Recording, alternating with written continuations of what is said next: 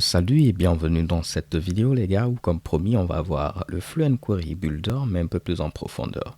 Dans la vidéo précédente on a vu comment récupérer tous les éléments au niveau de notre tab post en écrivant ce Mitsubishi, et si j'actualisais, comme vous pouvez le voir, on a tous les éléments.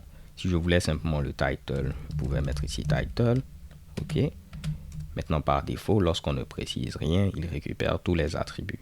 Donc c'est un peu comme si on mettait ici l'étoile pour dire sélectionne tout, ok. Et si j'actualise, il va vous donner ici tous les attributs. Maintenant là, on va voir un peu plus en profondeur ceci en voyant des where dynamiques. Ce sera intéressant parce que déjà on avait commencé à voir le where en mettant ici sélectionne-moi au niveau de ma tab post les articles où l'identifiant est différent de 2. Et si je viens ici, vous allez voir qu'on aura ici tous les articles excepté l'article qui a pour identifiant 2, ok.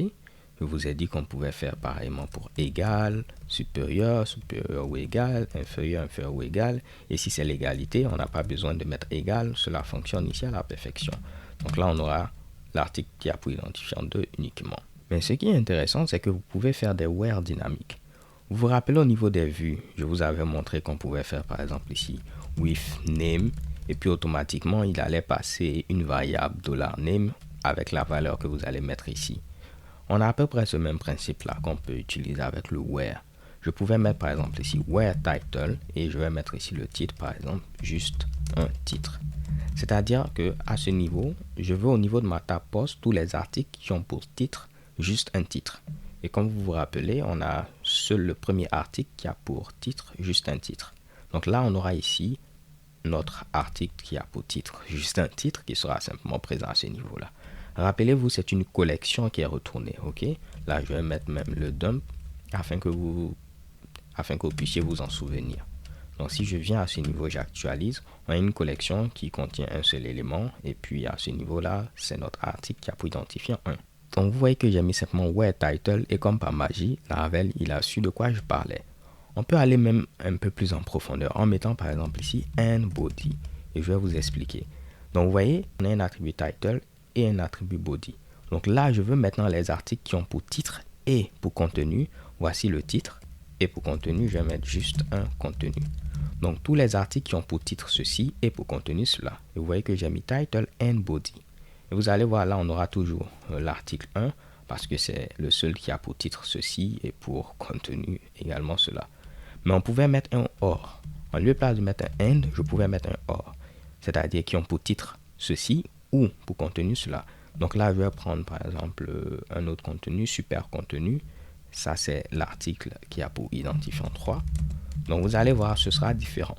Je veux tous les articles qui ont ce titre ou ce contenu.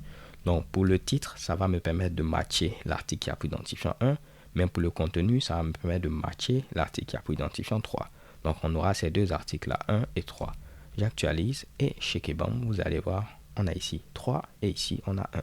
Ok? Donc les gars, c'est vraiment ici une merveille d'utiliser Laravel comme vous pouvez le voir. C'est un framework que j'adore les gars. Et je suis sûr que vous allez également l'apprécier. En lieu et place d'écrire ceci, where title or body, on aurait pu l'écrire autrement, ok? J'aurais pu mettre ici where title. Vu que c'est l'égalité, je peux mettre directement la valeur, juste un titre. Et puis on va chaîner ceci avec un or where. Et cette fois-ci, ce sera body. Et je pourrais mettre ici mon body, ce sera super contenu. Ok? Donc là, très souvent, si vous avez plein de Mitsubishi comme cela, on préfère les mettre chacun sur une nouvelle ligne afin d'avoir quelque chose de beaucoup plus clair, comme vous pouvez le voir. Donc, au niveau de ma tab post, sélectionne tous les articles qui ont pour titre ceci ou le contenu est égal à cela. Ok? Donc, vous voyez que j'ai un where et ensuite un or where. Si je viens à ce niveau, j'enregistre, vous allez voir, on aura le même résultat. On aura les articles qui ont pour identifiant 1 et 3. Et chez Kebam. Par défaut, si vous mettez where, il va faire and where, c'est-à-dire où le titre est ceci et où le contenu est cela. Ok? Là, on n'a aucun article qui a ce titre et ce contenu. Donc, on n'aura aucun résultat normalement à ce niveau-là. Et vous voyez qu'on a une collection vide. Donc, les gars, là, je ne pense pas qu'il y ait un and where. Normalement, vous devez avoir une erreur parce que par défaut, il fait and where. Ok? Il n'y a pas de méthode and where. Donc ça, on aurait pu l'écrire avec les méthodes dynamiques en mettant where title comme ceci. Ok. Donc dynamiquement, il allait faire ceci. Et je pouvais mettre également where body, sans préciser maintenant l'attribut. et dynamiquement il allait faire cela et on n'aura aucun résultat toujours parce qu'on n'a aucun article qui a ce titre et ce contenu. Mais là par contre si je mettais ici juste un contenu, on aura l'article qui a pris identifiant 1 et chez Keban vous allez voir à ce niveau là on a notre résultat. Avant de terminer, je vais vous montrer par exemple comment limiter le nombre de résultats. Parce que là, on avait vu qu'on pouvait utiliser first qui nous retournait le premier article au niveau de notre table. Mais si on veut limiter par exemple le nombre de résultats à 2 en mettant limite 2, vous pouvez écrire take et puis vous mettez par exemple ici 2.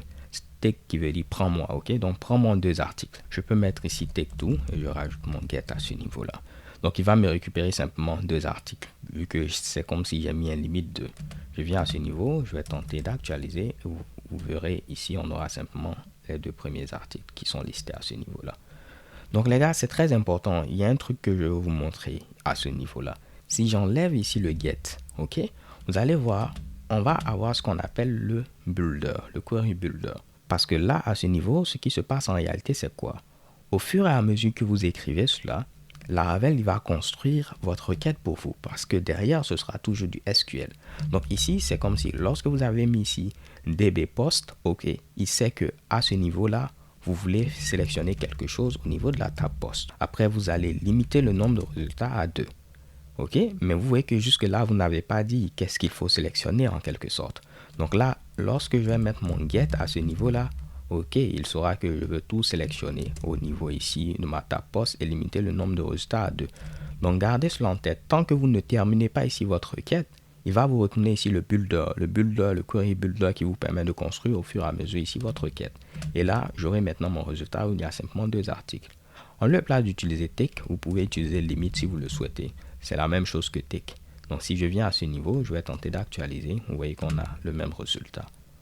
On peut même faire un order by, c'est-à-dire on va ordonner ici en se basant sur le titre. Donc je mets ici order by title. Par défaut, il va les ordonner par ordre ascendant. Donc si je viens à ce niveau, je vais tenter d'actualiser. On va revenir à notre ami return parce que j'en ai marre de déplier ce mushy. Désolé les gars. Et vous voyez qu'on a maintenant ceci qui sera ordonné par ordre ascendant en utilisant à ce niveau le titre. Vous voyez, on a juste un titre, super titre 4, super titre 5, super titre 6 et un autre titre. Vous voyez à ce niveau un autre titre en dernière position parce que ça commence par un U. Si je voulais cela par ordre descendant, je pouvais mettre ici desk. Là, il va faire l'ordre inverse, donc on aura un autre titre qui sera en première position et ainsi de suite. Vous voyez ici un autre titre, après super titre et ainsi de suite, ok? Donc les gars, je sais que ça fait beaucoup de choses. On a vu ici where dynamique, order by, take, limit, first, get. Mais l'idée, c'est de vous montrer tout cela. Après, tout ce que je viens de vous montrer se trouve au niveau de la documentation. Si je viens au niveau d'ici, je cherche ici Query Builder. Je vais mettre ici Builder. Il n'arrive pas à trouver Builder. On va essayer de descendre nous-mêmes, les gars, parce que ce gars-là, il est en train de faire des charabia. Je vais chercher Builder. Et vous voyez ici, on a Query Builder. Si je clique à ce niveau, vous allez voir tout ce que je suis en train de vous montrer est présent au niveau ici de la documentation. Ok, le where est également présent à ce niveau et plein d'autres mushibushi. Comme vous vous en doutez, on n'aura pas l'occasion de tout découvrir à travers cette série. Donc après, vous pourrez utiliser la documentation. Si je voulais simplement compter le nombre d'articles qui se trouvent au niveau de ma table, il existe une méthode count qui va me donner ici le nombre d'articles qu'on a au niveau de la table post. Dans notre cas, c'est ici 6. Donc normalement, on aura 6 qui sera retourné. Et chez Keban, vous voyez ici 6 qui s'affiche. Donc les gars, on va s'arrêter là en ce qui concerne le Fluent Query Builder. Dans la vidéo suivante, je vais vous montrer derrière comment le where dynamique fonctionne afin que vous ayez une idée et que vous sachiez, comme je vous le dis, que c'est du PHP. Donc il n'y a rien de magique. Et après, je vais vous montrer également comment faire des insertions parce qu'on l'avait vu avec des requêtes brutes. Ce sera intéressant de le voir également avec le Query Builder. So stay tuned and see you to the next video. Peace.